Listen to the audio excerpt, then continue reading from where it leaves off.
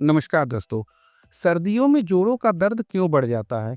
क्या सर्दियों में आपका भी चलना फिरना मुश्किल हो जाता है? ठंड आपकी हड्डियों पर कैसे असर डालता है?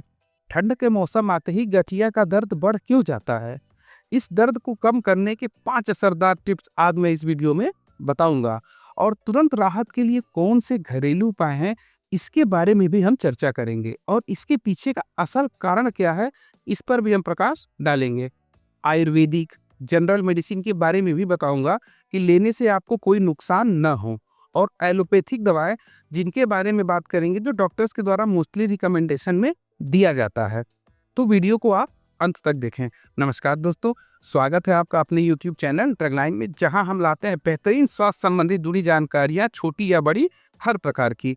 तो देखिए दोस्तों, सर्दियों में गठिया, अर्थराइटिस और ऑस्टियोआर्थराइटिस वाले लोगों को दर्द का सामना बढ़ने में बहुत अधिक कारण होती है। क्यों होती है? दर्द आखिर बढ़ क्यों जाता है? इसके पीछे के मुख्य कारण हम बात करते हैं। देखिए, ठंड में होता क्या है, जो रक्त के संचार की कमी हो जाती है। अब इसमें होता क्या है, हमने पिछले भी वीडियो में बात किया है, ठंड में रक्त नलिकाएं सिकुड़ जाती हैं, जो नस वेन्स होती हैं वो सिकुड़ जाती हैं। उनसे जोड़ों तक सही मात्रा में खून और पोषण नहीं पहुंच पाता है, जिससे उनमें सूजन और दर्द बढ़ जाता है, जैसा कि मैंने पिछली वीडियो में आपको बताया है। देखिए, जोड़ों के तरल, जैसे जो पैर में गाढ़ा सा फ्लूइड होता है, आप जानते होंगे, जोड़ों को चिकनाई देने का काम करता है। ठंड में यह काफी थिक हो जाता है, गाढ़ा हो जाता है, जिससे जोड़ों में जो गतिशील होता है, यानी जो मोशन होता है, वो कम हो जाता है। उसकी वजह से भी दर्द बढ़ जाता है। ठीक है। मांसपेशियों और जोड़ों में जकड़न, ठंड में मांसपेशियों और जो लिगामेंट होता है वो कठोर हो जाता है, जिससे जोड़ों में लचीलापन कम हो जाता है और दर्द महसूस होता है। ये एक जगह अधिक बैठने की वजह से होता है, क्योंकि ठंड में अक्सर लोगों को काम कम होता है ओल्ड एज में। और देखिए क्या होता है, नसों की संवेदनशीलता बढ़ जाती है। यानी होता क्या है, ठंड के कारण नस अधिक संवेदनशील हो जाते हैं, जिससे दर्द का अनुभव बढ़ जाता है, मतलब सेंसिटिव हो जाते हैं ठंड की वजह से। ठीक है। वातावरणीय प्रेशर या दबाव, अब देखिए होता क्या है, बायोमेट्रिक प्रेशर जो होता है ये बदलता रहता है, जिससे जोड़ों में दबाव में बढ़ जाता है और अधिक हमें दर्द महसूस होने लगता है। शारीरिक गतिविधियों में कमी, होता क्या है, जैसे कि ठंड के मौसम में लोग कम चलते हैं, जिससे जोड़ों में अकड़न बढ़ जाती है और ये भी मात्रा होता है दर्द को बढ़ाने का। उम्र का प्रभाव, बुजुर्गों में ठंड का असर जोड़ों में ज्यादा पड़ता है, ये फैक्ट है। देखिए, इन वजहों से गठिया, ऑस्टियोआर्थराइटिस से पीड़ा लोगों में ठंड में ज्यादा ध्यान देने की जरूरत होती है, अतिरिक्त देखभाल की आवश्यकता होती है, क्योंकि उनके पैर में अक्सर दर्द होता है और वो बता नहीं पाते, ये आगे चल के और बड़ी समस्या का कारण बन जाता है।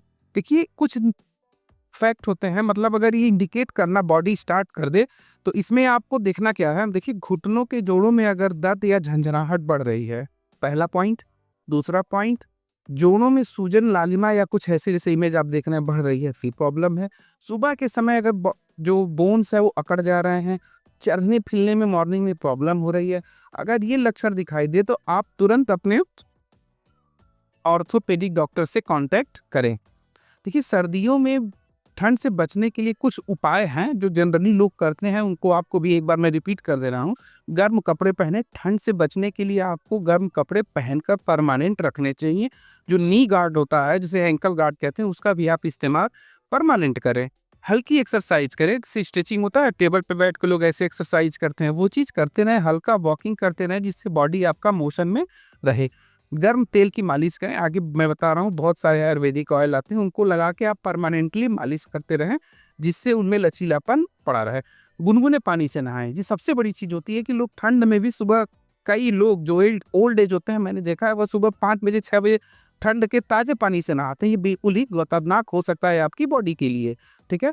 संतुलित आहार ने प्रोटीन, कैल्शियम, विटामिन डी भरपूर मात्रा में करें खाएं, अगर आपको ब्लड प्रेशर या शुगर या फिर और जो हार्ट की प्रॉब्लम नहीं है। ठीक है। धूप लें, सुबह अगर धूप मिलता है तो कम से कम आधे घंटे 20 मिनट तक आप धूप लें, जिससे आपको विटामिन डी परमानेंट मिलता रहे। अब आते हैं इनके रिकमेंडेड मेडिसिन पर। ठीक है। हमने तो इसके बारे में बात कर दी। अगर दर्द जाता है तो इन दवाओं का उपयोग आप डॉक्टर की सलाह से ही करें, अपने ना करें।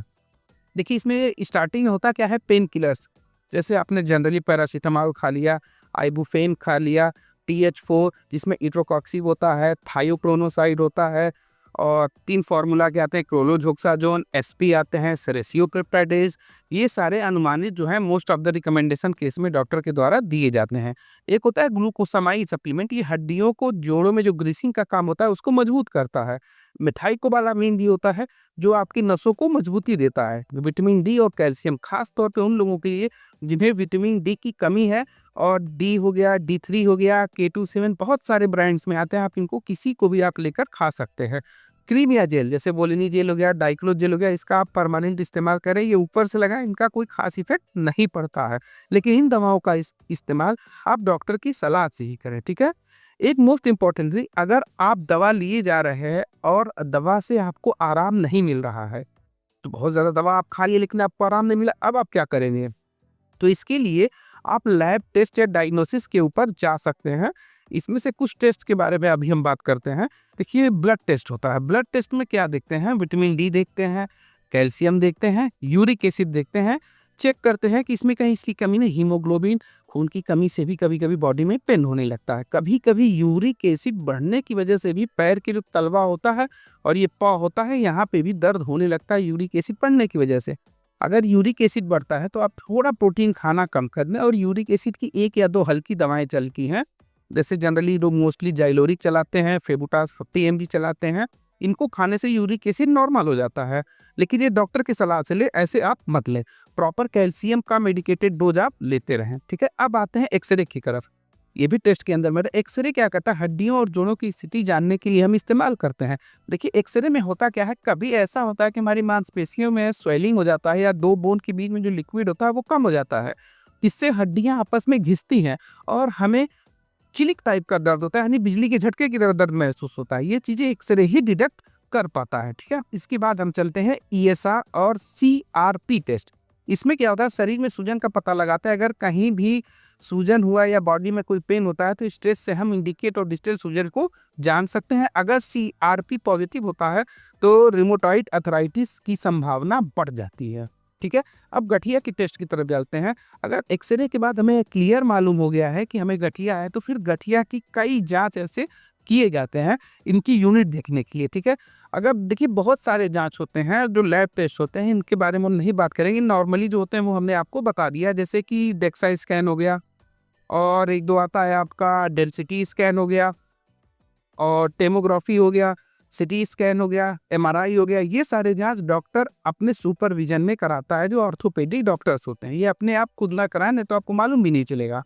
देखिए, मॉडर्न साइंस और अंग्रेजी दवाओं के बारे में हमने बहुत सारी बातें कर ली, लेकिन क्या आपको मालूम है 25 से 50 साल पहले भी ये बीमारियां लोगों को होती थी? वो कैसे लोग सही होते थे? जी हाँ, आप सही समझ रहे हैं, आयुर्वेद की तरफ हमें जाना चाहिए, जिससे ये सारी बीमारियां हमें खत्म हो जाती हैं और लोग सही भी हो रहे हैं। लेकिन इसको लोग नज़रअंदाज करते हैं, बड़े बड़े डॉक्टर्स के पास चले जाते हैं। इसलिए हमारा रिकमेंडेशन है, आप एक दफ़े आयुर्वेद इलाज भी करें। हमारे देश में बहुत सी लीडिंग ब्रांड्स हैं जो आयुर्वेद मेडिसिन बनाते हैं, जैसे डाबर हो गया, बैद्यनाथ हो गया, पतंजलि आयुर्वेद हो गया, झंडू हो गया, और भी बहुत सारे मेडिसिन बनाए जाते हैं। इनके मार्केट में बहुत सारे मेडिसिन अवेलेबल हैं। जैसे मुख्य रूप से हम आपको बता दें, योगराज गुगुल हो गया, महायोगराज गुगुल हो गया, और आपका रुमार्थो कैप्सूल आता है, और रुमार्थो गोल्ड आ गया, अश्वगंधा भी खाया जाता है, गुगुल तो मैंने बता दिया, सलाकी, निर्गुड़ी, रसना, और सुंदी, सतावरी, अशोक, ब्राह्मी जैसी जड़ी बूटियां हड्डियों के लिए बहुत फायदेमंद का काम करती हैं। ये हड्डियां जो होती हैं आपकी बॉडी को मजबूत करती हैं। एक पीड़ांतक वटी भी आता है, ये बड़ा फेमस है, और डॉक्टर आर्थो कैप्सूल आपने देखा होगा, ठीक है।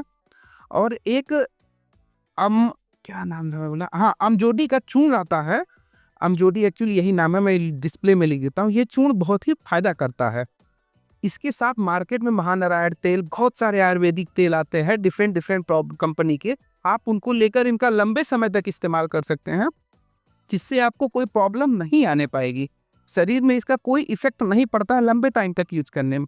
इसके बाद कुछ डेली ट्रीटमेंट भी करके आप पेन को रिव्यूज कर सकते हैं और स्वस्थ रह सकते हैं। जैसे अगर आपको गैस नहीं बनाता है तो आप रात में हल्दी का दूध पे, ये एंटी इंफ्लेमेटरी गुण के साथ होता है, जिससे गर्म दूध पीने के साथ आपकी दर्द काफ़ी कम रहती है। अदरक का काढ़ा भी जोड़ों के दर्द के लिए बहुत ही बढ़िया होता है। तिल के तेल का भी मालिश करता है, हालांकि जो भी मैंने रिकमेंडेशन में तेल बताया उसमें तिल के तेल ऑलरेडी पड़े हुए होते हैं। देखिए होता क्या है, अगर आपके पैरों में अधिक दर्द रहता है तो एक वॉकिंग स्टिक लेकर चला करें, जिससे बॉडी में का लोड होता है वो स्टिक के थ्रू ज़मीन में एब्ज़ॉर्ब हो जाए और आपके घुटनों में दर्द महसूस ना हो। तो दोस्तों अगर इसके बारे में बहुत बात करेंगे तो वीडियो काफ़ी लंबी हो जाएगी, मैं एक लॉन्ग वीडियो लेकर आऊँगा। तो देखिए दोस्तों, अगर सर्दियों जोड़ों में घुटनों की समस्या से बचने के लिए टिप्स और उपाय जो मैंने बताया वो आप ज़रूर अपनाएँ और बिना डॉक्टर के परामर्श से कोई दवा ना लें। अगर ये वीडियो आपको अच्छी लगी तो अपने दोस्तों के साथ शेयर करें। वीडियो पसंद आए तो लाइक, चैनल सब्सक्राइब करना कतई ना भूलें और बेल आइकन भी दबाना ना भूलें। स्वस्थ रहें, खुश रहें और ऐसी ही वीडियो देखने के लिए अपडेट लाइन चैनल पर बने रहें। हर रोज़ हम आपके लिए वीडियो लाने की कोशिश करते हैं। यहाँ तक बने रहने के लिए आपका धन्यवाद। मिलते हैं किसी अगले वीडियो।